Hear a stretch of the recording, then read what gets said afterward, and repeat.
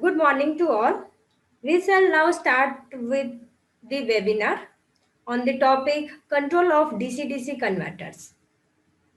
This webinar will give you the overview of the course of control of DC-DC converter. Here we will be discussing first the basics of DC-DC converter, how it is evolved and its operation principles. Later on the course we will be discussing about how to model this DC-DC converter and the concept of controlling this DC-DC converter. Simulation tool that will be used in this course is MATLAB Simulink. Uh, and we'll be discussing further. So let's start the webinar. The topic that we'll cover in this webinar are starting with the introduction to power electronics converter. Here I will discuss why this we need a power electronics converter. What is the need of using power electronics converter? Then we'll go to the need of DC-DC converter. Why DC-DC converter has come to the picture? What is its main application? How it is evolved, and what are the basic principles of DC-DC converters?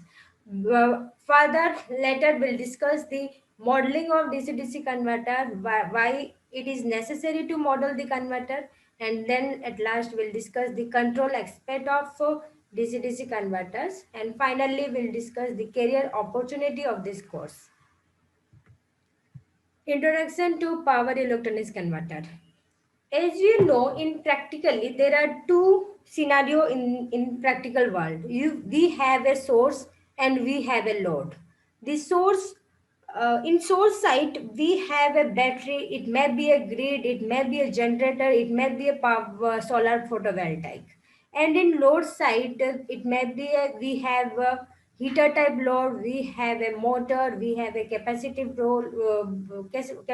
load. We have a lightning load.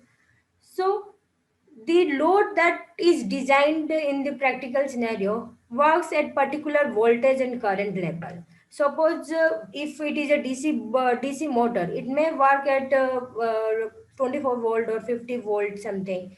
If you have a battery, then it will be work at a 12 volt, yeah, 24 volt. If the load is having a DC microcontroller or microprocessor, it will work at 5 volt, 3.3 volt. So the load is designed with a particular voltage level and particular current level. Similarly, the source that is made in practical is designed to give a specific standard voltage. The standard voltage of source are 230 volt AC, which is the as in grid we get 230 volt AC single phase. For three phase we will getting 440 volt AC. And if it is a generator, it will generate 2230 volt AC single phase. If it is a battery, if you have a in source a battery, it will be giving 12 volt or 24 volt or 48 volt.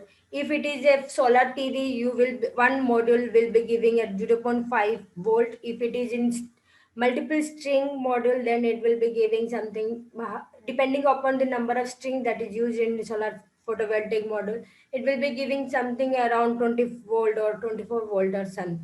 The voltage level is constant. So there is mismatch between the load requirement and the source side. So this voltage mismatch to to be incompatible with these two source, we require in between a power interface circuit, so that the role of this power interface circuit is to make compatible source voltage with that of load voltage. So what is this power interface circuit? The power interface circuit is basically the power electronics converter. So here the role of power interface circuit is that it make the load compatible with the source. So suppose we have a load, we require DC output voltage, and if you have an AC source, suppose we have a generator that is giving me 230 volt AC, and I required a load of the load that I use is 24 volt DC it requires. So in that case, the power interface circuit will be a DC AC to DC converter. That is, we are using a rectifier. Similarly, if in source side we have an DC source that is 24 volt DC or 48 volt DC, and we required AC, because we have to give power to the grid. So grid required AC. So in that case, we use a DC to AC converter, that is called inverter. So similarly, if we have a DC at particular voltage level, suppose we have 24 volt DC and we require 12 volt DC output. So here we will be using DC to DC converter. And similarly, if in source side we have AC at particular frequency, suppose we have 50 hertz frequency and 230 volt voltage, and we require different voltage level, 110 volt with 100 hertz frequency, then different frequency and different voltage can be generated from AC to AC converter. But in this course, we will only focusing on the DC-DC converter and how we can make a DC-DC converter.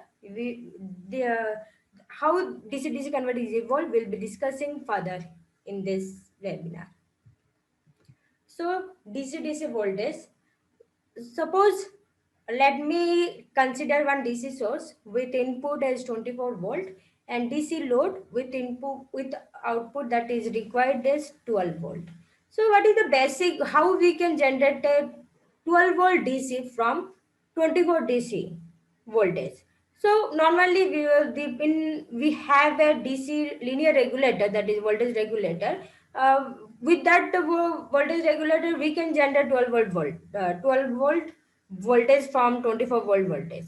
But how linear voltage regulator works? In this linear regulator, what happens? To it the output is 12 volt, then extra 12 volt is dropped somewhere. There is a resistor inside the linear voltage regulator where it is dropped.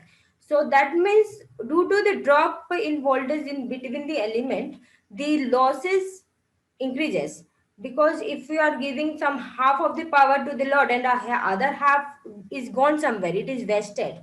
So the efficiency of power conversion is reduced. So in this linear voltage regulator, the heat dissipation is high, the efficiency is less, and only possible is that only step down operation is only possible. So to overcome these disadvantages, the DC-DC converter is coming to picture. So how we can generate that? So the main concept of using DC-DC converter is that we want to reduce the losses to minimum. That is, we want to make the losses as zero loss. So to increase the efficiency to 100%. So how P loss can be achieved? P loss can made zero.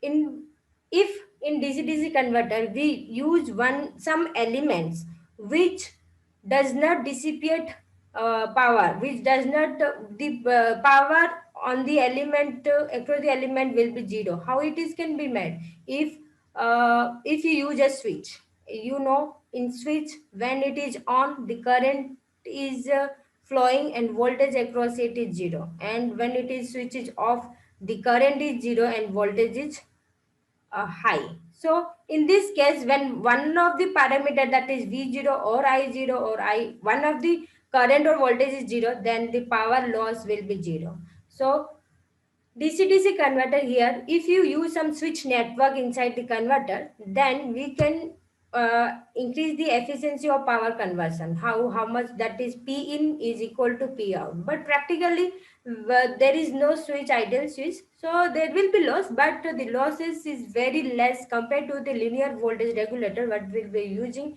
before.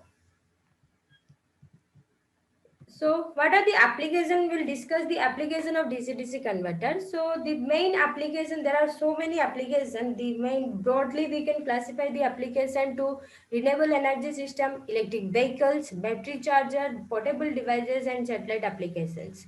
Figure 1 shows the application area of renewable energy system. In renewable energy system, we have a grid, we have a wind energy system, we have we have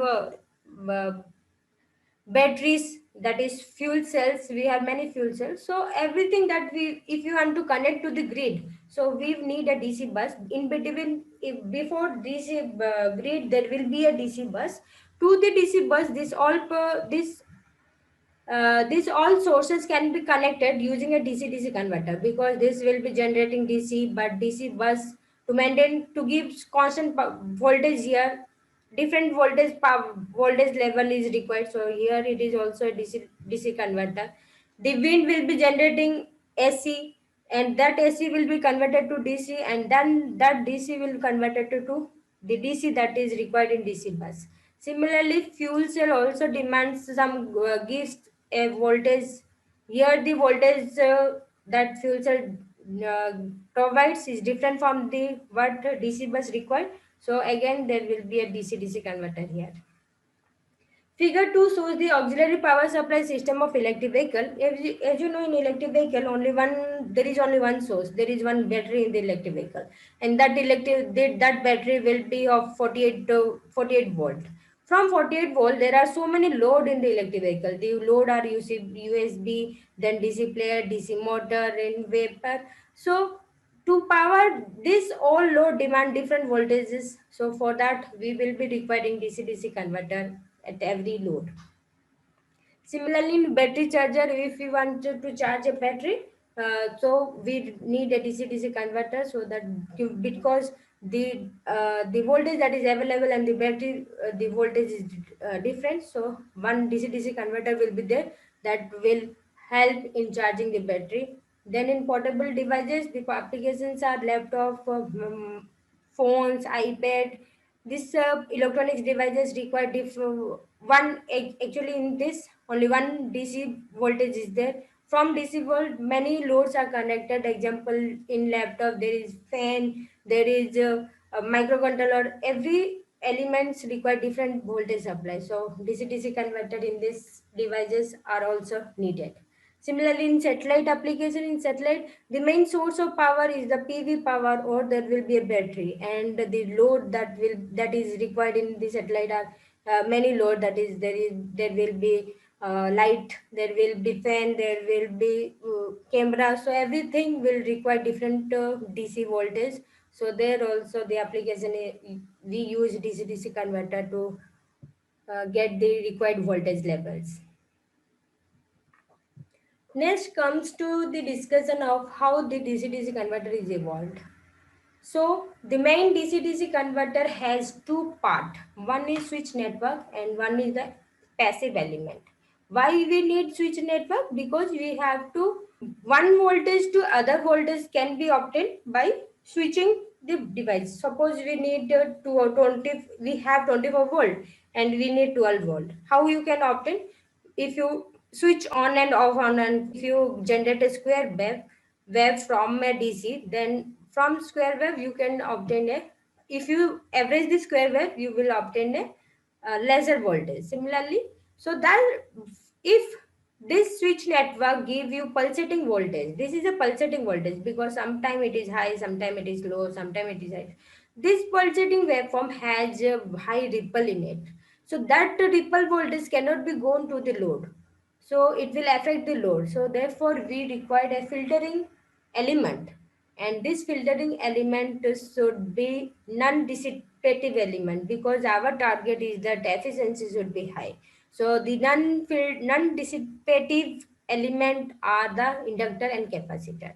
So in DC-DC two part, the total converter has two part. One is switch network. The switch network has only the switches. The switches are the semiconductor devices. So that is the MOSFET, it may be IGBT, it may be diode.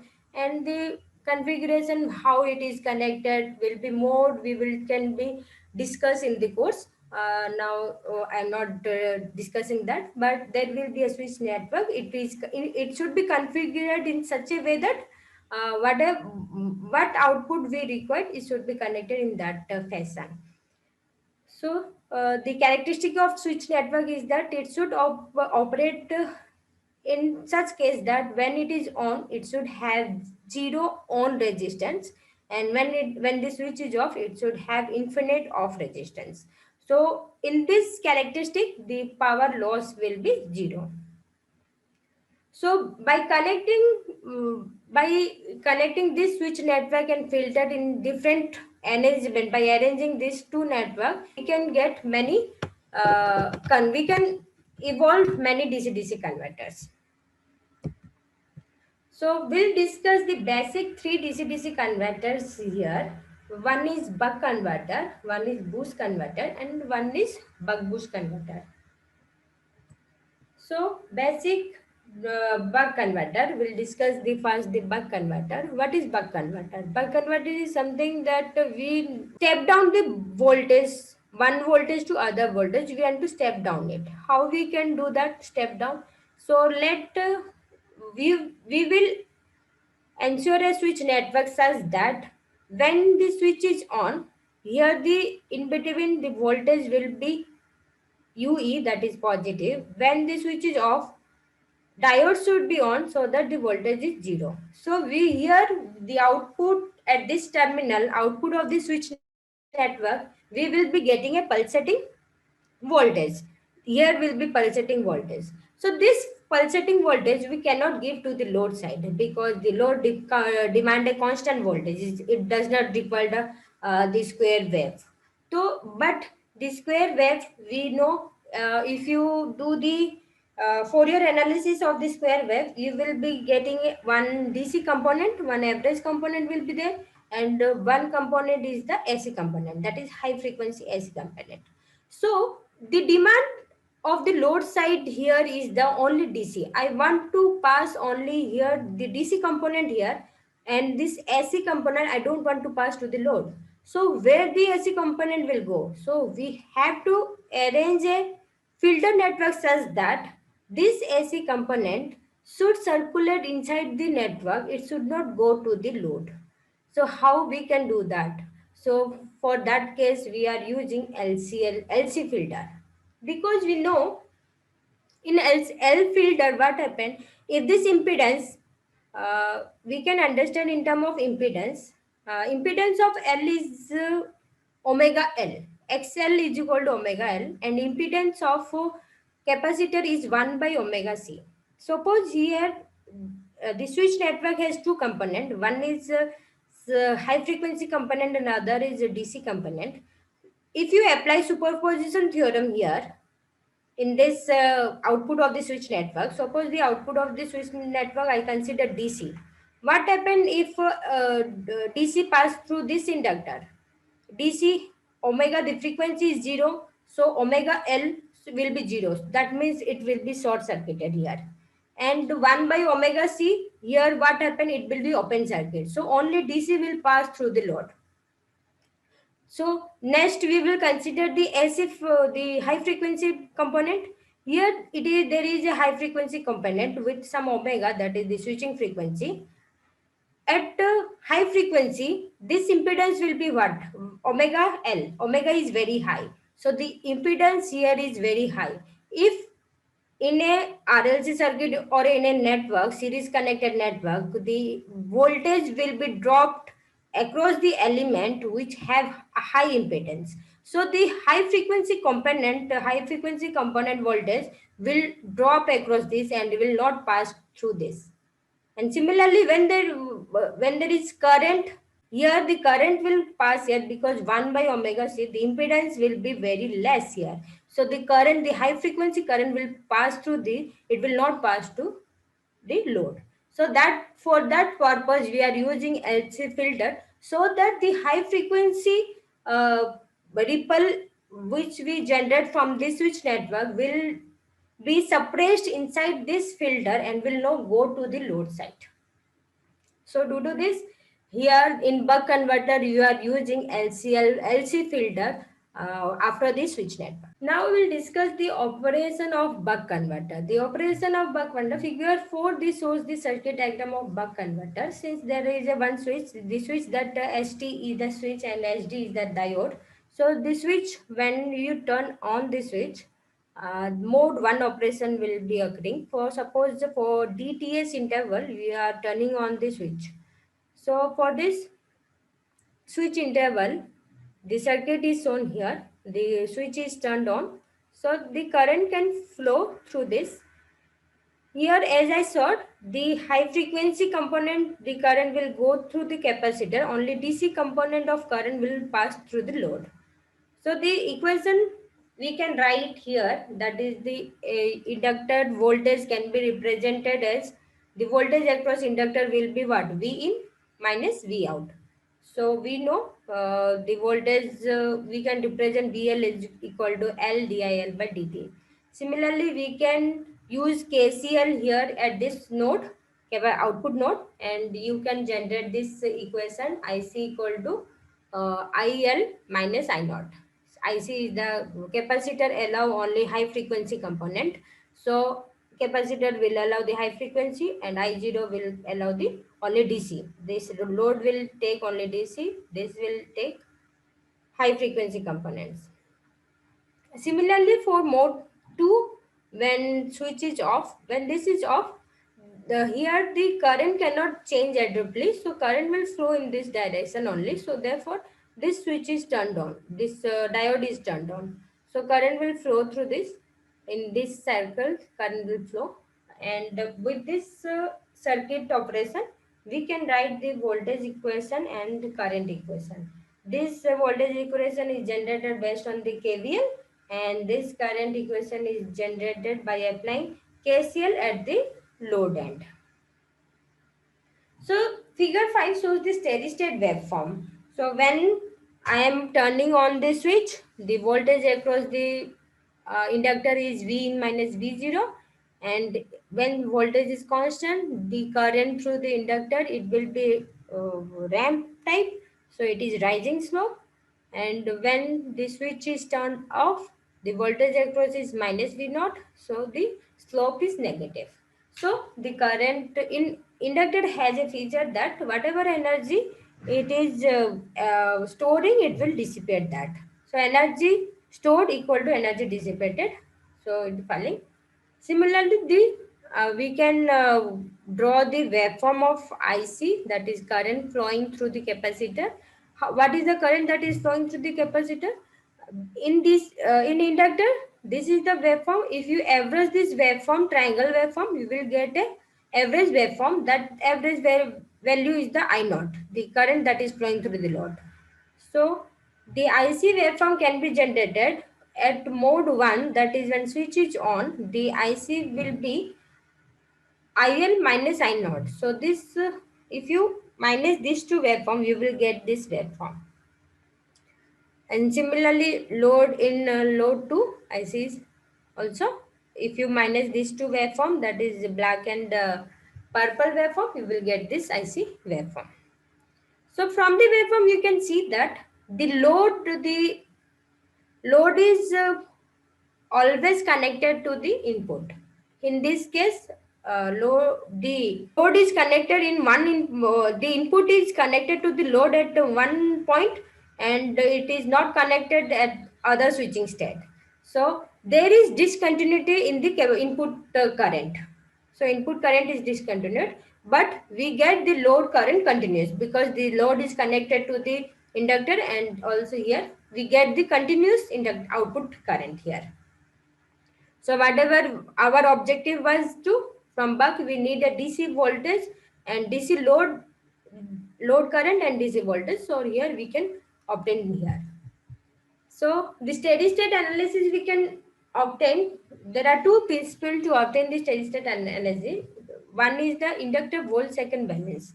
That means in inductor the energy stored, whatever energy it stores, it should dissipate that. So average voltage across the inductor is 0. So if you average this voltage, it should be 0. So how it can average? So this voltage into the duration it is on. The duration is dTs. So dTs into the voltage across VL plus 1 minus dTs interval off interval into the voltage across the inductor. So by averaging this voltage, we get the output voltage as D into V. So depending upon how much this period is on, we can get the output voltage. If you have 0.5 duty ratio, then V in is 10 volt, then V0 will be 5 volt. Similarly, in capacitor, average current through capacitor is 0. So using that principle, if you average this capacitor current, then you will get that IL equal to I naught.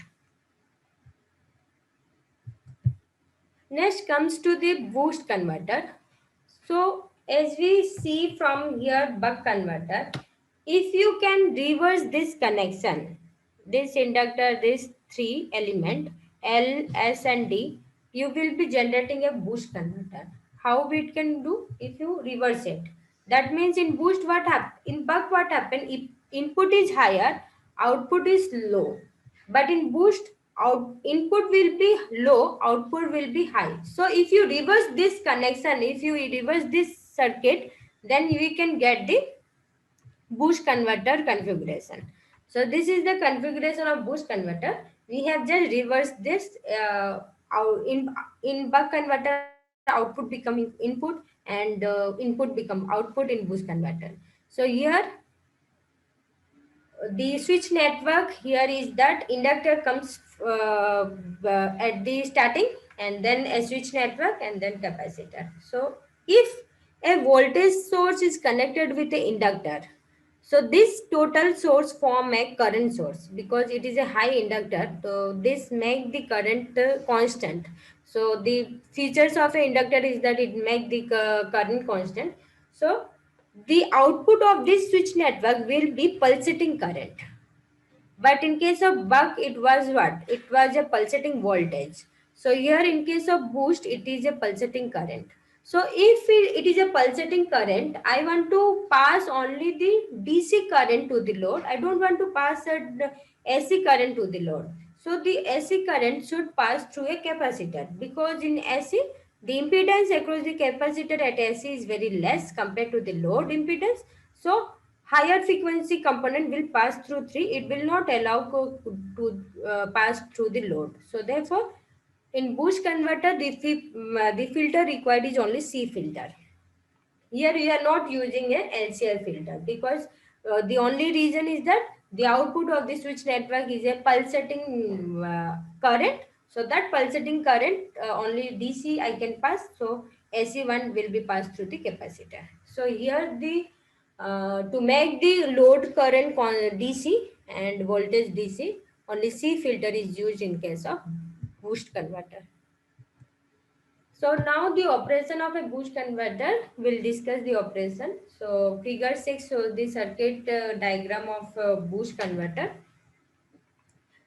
Similarly, as case of buck converter, we can obtain the two circuit, the mode 1 and mode 2. In mode 1, when the switch is on, so this will on. So in the inductor voltage is equal to the input voltage, and the load current, that is the energy stored in a capacitor, will flowing through the load. So IC equal to minus IA, I0. Similarly, when switch is off, this is the configuration of the second period. More detail we'll be discussing in the course itself. So the voltage across the VL will be V in minus V naught, and IC, the current through this capacitor, will be IL minus I naught. So this is the steady state waveform for the operation of boost converter. From this steady state waveform, we can obtain the output voltage, steady state output voltage and steady state load current by using inductor volt second balance across the inductor and the capacitor charge balance across the capacitor. So using the averaging this inductor voltage, we get V0 equal to V in by 1 minus D. So whatever will be D, if it is 0 0.5, you will be getting half 2 times of V0 will be 2 times of V. Based on duty ratio, we will get the output voltage higher than the input. And similarly, load, the average current of load, I0 equal to IL by 1 minus D by averaging this capacitor current. By averaging this capacitor current, we will get the load current, average steady state load current. Now the buck boost converter. So again we can interchange this switch network by reversing. Again we can flip it. With flipping we can get this boost converter. What happened? On inductor is going in between, and there is a switch here, diode here. Just we have flipped the uh, this network. So the output of this network will, again it is same, it will be giving you pulsating current only because there is an inductor at the source side. So here current is it becomes current is constant, so it will be giving a pulsating current. The output of this we can analyze here. When switch is on, the current is flowing through this. Okay.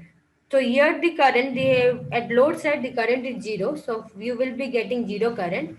When switch is off, then this current will go to the load. So this current will go to the load. So here first, when switch is on, the current will be 0 at the output of this terminal switch network, and when the switch is on, switch is off, the current will be high. So the output of the switch network is again pulsating current. So therefore we required a capacitor to reduce the ripple across the current, and then this load, so that the AC frequency component of the current will not pass to the load. We required a capacitor filter. So operation of buck boost converter. Figure 8 shows the circuit diagram of buck boost converter. And similarly, by turning on and off, you get this two switch circuit. And by applying KVL and KCL, we can get this equations for two mode of operation for the converter. And figure 9 shows the steady state waveforms. Similarly, by applying the inductor volt second balance across the voltage, here this is the voltage waveform. By averaging this voltage, you will be getting the steady state output voltage, and by averaging the capacitor current, you will be getting the output load current. After discussing the operation of DC-DC converter, now the time is to discuss about the modeling of DC-DC converter. Why we require a modeling? Because there is no application that will work without regulated voltage. Because in DC-DC converter, only input voltage is the input parameter, and there is a D that you will be controlling, so that depending upon the duty ratio, the output will be generating. So there we need a closed loop form, because if there is a disturbance in input, if there is a disturbance in the control input, the output should be regulated. So every application requires regulated output voltage. To regulate the output voltage, we need to design a controller for that. To apply the controller, that is, we study the linear control theory, but the DC-DC converter is a non-linear circuit. So we cannot directly apply the linear control theory to the non-linear converter. So we have to generate one linear set of equation, uh, so that using that set of equation we can design a controller for the DC-DC converter. Therefore, modeling of DC-DC is essential, so that uh, we can design the controller for the DC-DC converter to regulate the output voltages. Widely used technique is the state space modeling technique for DC-DC converter. In DC-DC converter, in state space modeling, we have the equation of state space matrix is that x dot equal to ax plus du, y equal to cx plus du. X is the state variable, and y is the output variable, and u is the input variable. So in the DC-DC converter, we know each circuit is different. At mode 1, one circuit is there. In mode 2, the circuit changes. So this A matrix, B matrix, everything will be for dupe mode. So how we can generate a average matrix? You have to generate an average, so that from there you have to linearize it. So therefore, the circuit averaging method is popular for state space averaging modeling. Here, what we do, we get an expression, the state space expression for mode 1. Also for mode 2, we can obtain that. If you have two mode, we know finally by averaging we will get the output. So similarly, the same concept is applied here. We have to average this. A average is the average matrix. A1 is the matrix at mode 1, that is when switch is on, and A2 is the matrix when it is switch off. So if you average this, we will be getting A average matrix, B average matrix, similarly C average and D average.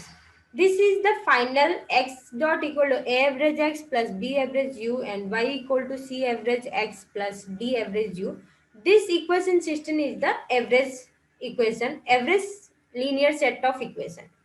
But here we can see that B matrix is a function of D. What is D? D is the duty ratio, and it is changing every instant of time at a particular time. So D is a time variable, time dependent variable. So that means this is not linear. This became again a non-linear only, because there is a D which is time varying quantity. So how this can be linearized? We have to make it linear, because it at a particular time this should be constant. This should not be variable. So for that case, we are using some perturbation and linearization expression. Here what we do, we take for some particular, here x is some dc quantity and x hat is some ac quantity. We assume that at small ac variation, the small perturbation, my x is constant. So I want to, for particular time, for particular period of time, some fraction of second, the duty ratio is constant. From there, if you make it, as we can see, this black one is the actual waveform that we'll be getting in the converter signal. But if you want to average, means this is the average waveform. So we ensure that in particular, if there is a perturbation here, average little bit, we ensure that the parameter here is, all the circuit parameter is linear within this variation of x hat, within this AC variation. So therefore, if you apply this perturbation in this equation, in every equation, if you apply d equal to d plus d hat, everything, if you do that and you solve the algebra, then we come up with two part. One is will be AC part, another will be DC part.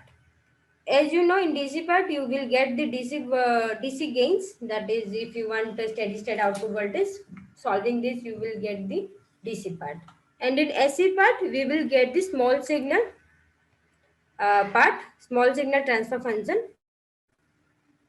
So why we do small signal transfer function? So that we can study, because all this time variable quantity we cannot differentiate, and we cannot do the mathematical modeling, because for time variable quantity it is difficult. So we have to transfer to a S domain, which we can solve it, and you can study in frequency domain part. So for that, this is the equation AC part, and solving this part you will get the difference transfer function, which is in S variable. So from there, using that transfer function, you will be designing the controller, and the more detail of this will be discussing more detailedly in the course itself. Why it is essential, how we can design using this transfer function will be the next course. Then comes to the control part.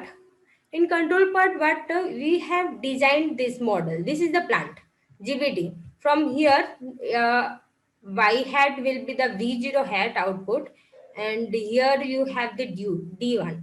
So from here, this is the something transfer function. That is, you will get one transfer function here, and that transfer function is the GVD. So we know the transfer function GVD. So we want to regulate this output. How we can regulate? The one parameter that we can regulate is using D only. So this is the plant. We will sense the output voltage and will set a target that the output should regulate at a reference. So this reference, and this is the feedback. We are giving some sensing gain. The error will pass through a controller. This is the GC is the controller, and the controller will give a particular control voltage proportional to the duty ratio, and this is the PWM. How we will get the pulse? So this controller will give you a DC value, something around DC with some AC. There will be some AC also. So this is the control input. If this, how we can generate duty ratio? By using this. This control voltage is compared with the triangular waveform. It's not triangular, it's a ramp waveform, and at this particular point we will getting the gate pulse, duty cycles, and that will giving to the plant, and it, and same it will be regulating. So the transfer function of the PWM is the 1 by VM. And the more detail will be discussing in the course itself, how this is coming, how what will be the why, what is the importance, how it is generated, what are the equations, and how we can include, how we can generate this using this to make the controller work. So more discussion, the controller will be designed based on root locus and border plot technique, and the detailed technique how it will be implemented will be discussed in the course itself. So there are many controller, and this course will focus on PI controller, type 2 controller, and type 3 compensator. We will discuss only the three controller, how we can design these three controller using this transfer function. And because our target is that V0 should match V reference, how it can be matched. So if you reduce this closed loop control system, reduce this block diagram, you will get that closed loop transfer function V0 by Vref equal to GC GM GVD by 1 plus H into GC GM GVD. So if the controller is designed such that the total gain is very high, that means we can ignore 1 with respect to this. So that means the total finally it become 1 by H. So V0 is equal to V reference into H time by H time. So if controller is designed ensuring such that this total gain of this is higher than the V0 is regulating the V reference, and how we can make this transfer function very high, how to place this controller pole 0 so that this transfer function become very high, we'll be discussing more detailedly in the course. So the career opportunity of this course is that many companies that is in electric vehicle, in renewable energy system, solar, which use the company that is more ether energy, and also there is Eaton, there is also company Veroc. Every the power electronics company they demands the concept of DC-DC converter, because they use this, and the role of those who are power electronic engineer, the role of them will be the design engineer. You can be the design, the lead engineer, we can work as a lead engineer, application engineer, and power electronics control engineer. There is more scope of this course in the field of electric vehicles, and also in the field of renewable energy system, solar, the battery charging, and the portable device, and the automobiles company also requires the power electronics engineers. So the scope of this course, career opportunity is very high here.